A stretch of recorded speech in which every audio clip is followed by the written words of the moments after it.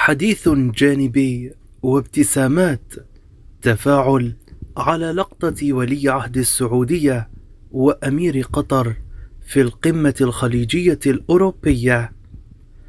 تداول مستخدمو لمنصة إكس تويتر سابقا لقطة حديث جانبي بين ولي عهد السعودية سمو الأمير محمد بن سلمان وأمير قطر الشيخ تميم بن حمد آل ثاني خلال القمة الخليجية الأوروبية في العاصمة البلجيكية بروكسل الأربعاء.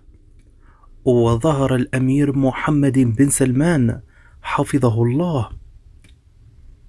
وهو يتبادل حديثا وديا مع الأمير قطر، وكل منهما جالس في مكانه، في حين توسطهم رئيس المجلس الأوروبي شارل ميشيل.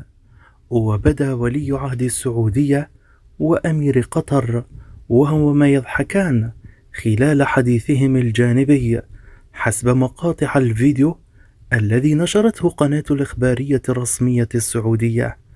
وألقى أمير دولة قطر كلمة في القمة قال فيها: نأمل أن يساهم تعزيز العلاقة بين الجانبان الخليجي والأوروبي في فعاليات النظام الدولي بتعزيز مفاهيم العدالة والشرعية الدولية، بعيدا عن السياسات الازدواجية المعايير والكيل بمكيالين التي تقوض نظام الأمن الجماعي الذي توافق عليها المجتمع الدولي منذ الحرب العالمية الثانية.